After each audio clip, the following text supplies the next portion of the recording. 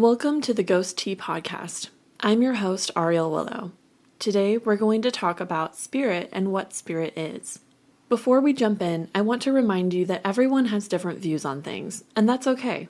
I don't ask you to believe what I do. I just want to share what info I've found in my personal path with others. A question that I get asked a lot by my followers is, what is spirit and where do we come from? I don't personally believe in the Christian version of what God is. I believe in what people call the universe. I believe in source energy, and I believe that there's an energy that we all come from. However, I don't believe that it's a sentient being. I don't believe that it's a man in the sky. Throughout my path, I've talked to different beings and different sources of what spirit is. And all of the information that I've gotten is very similar to each other or the same. Different ways of describing it, but the same concept.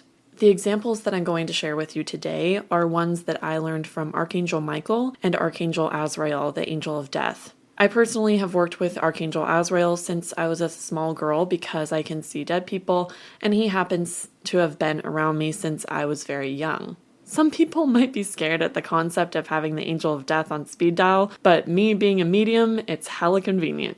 Something that I want to cover first before we go into everything is why different cultures see spirit as different things. Why do some people see God, whereas some people see Allah or other deities as the main source energy? Why don't we all have the same beliefs? Archangel Michael described spirit as a painting that people see from different views. But I've found that a metaphor using a can has been a lot more understandable for people. So this is the metaphor that I use. Imagine that spirit is a can of soda. Not the healthiest option, but stick with me. If someone is looking at the can from what we assume to be the front, you'll see the logo, the name of the products, and maybe the design of the can. You might see a little bit of the nutritional info, but you might not see a lot of the details. Whereas someone sitting across the table from you might see a completely different view, but the same can. They won't be able to see the front half, the logo, or the name of the product, but they might be able to see the nutritional info or how the product was made. And someone sitting at a different place at the table might see the same can, but see completely different info. Maybe they'll see info of where that can was made or where that product comes from. Everybody is seeing the same can, but not everybody is getting the same info. Ultimately, this metaphor is used because I really truly believe that most people, in most religions and most beliefs, believe in the same thing, but we all see it from different points of view and describe it and portray it in different ways. So now let's get into what spirit is. Spirit is a collection of thoughts, experiences, knowledge, and a multitude of lifetimes because ultimately knowledge is power and spirit is the power source that we incarnate from. So it's not a sentient being in the sky, but rather just an energy that we all incarnate from. It's basically just a collective of our consciousness as a whole. It doesn't matter if you incarnate as a human being, an extraterrestrial, a fairy, a mermaid, a unicorn, a dragon. All of these beings come from source energy originally. I know this is getting weird, but just hold with me for a second. All right, so if source is not a sentient being, who creates us? How do we become who we are today? Incarnation from source energy happens because we, as a part of source, decide to incarnate as a separate part of it. It's not a decision that is made outside of our one cell within the source energy. There's different ways that a part of source can incarnate. Angels and archangels are, for example, one thing that I consider to be source beings. Source beings have never incarnated as a physical being. They have always been directly from source and have never had a physical body on the planet. I know there are stories in the Bible of people who were human who became archangels, and I haven't been able to verify that information due to the sources that I have. However, you are entitled to believe whatever you choose to believe. I'll go into angels and archangels more in a different episode, but I did want to mention that since we're talking about source energy and source beings. Now, us as humans and incarnated beings to a physical existence is something that I consider to be different than source beings. I'm very much someone who uses metaphors to describe things because I'm a very visual person, and I feel like it helps us to describe things in a way that's really understandable for people. The way that I'm going to describe how we incarnate from Source is through a metaphor, so just listen closely and follow along.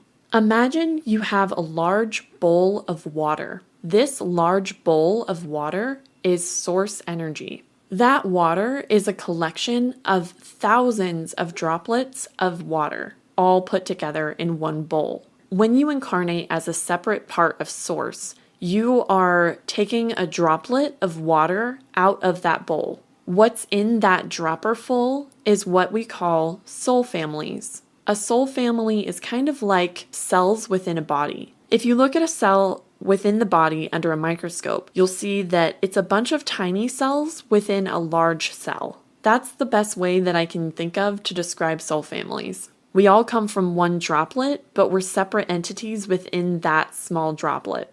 Now, if you were to separate that cell and put each cell within that cell separate from each other but side by side, those all are the different beings and energies that are going to incarnate together when we go into a physical existence. Each of those droplets is part of Source, but not of Source at that moment. It's become separate from Source, but is also the same energy and the same water that came from that bowl. Archangel Michael mentioned to me when he was describing this that that's one reason why in the Bible you hear people say we're made in the image of God. Really, what they're saying is that we're made in the image of Source because we are Source. We came from Source. We're the same water that is in Source, but we're separate now. When you become a separate droplet from that Source bowl, you then are on the quote-unquote other side. I say quote-unquote because the other side isn't really separate from our reality. It's just kind of overlapping, but on a different material plane.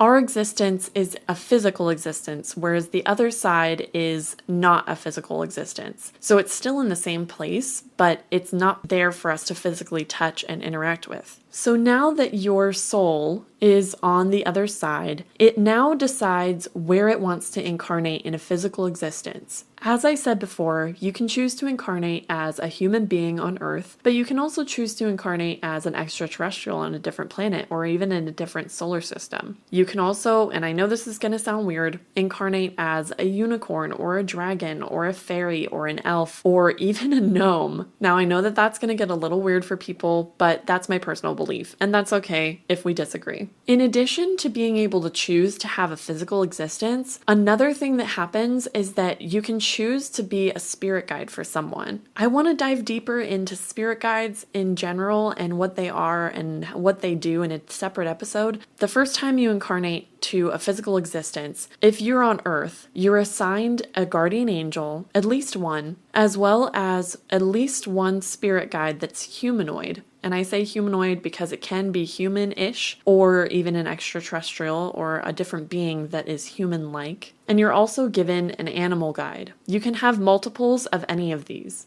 And when you incarnate into that physical reality, you don't remember anything that you have experienced before incarnating. A lot of people ask why we do this. The main reason is just that our human brains aren't very good at processing a whole lot of information at once. So if you remembered everything that happened before you got here, which is sometimes important, sometimes it can be really helpful for us to remember all of that on a personal level. After we've had a couple lifetimes and reincarnations and past life memories, it can get really difficult to keep track of it all, which is why every time we incarnate to a physical lifetime after having a past life, we choose to kind of wipe our memories of that, excluding the important information that we might need to know later in our lives. So I know that we've covered a lot in this episode, but I hope that clears up a little bit of what my views are on spirit and where we come from and things like that. I felt like it was a subject that I really wanted to cover in the beginning of the podcast because I know it's a really large topic that a lot of what this information that I have stems from. In later episodes, I want to go over what angels and archangels are, what spirit guides are, and things of that nature. But I want to go over the basic topics first so that we can go into the more detailed things.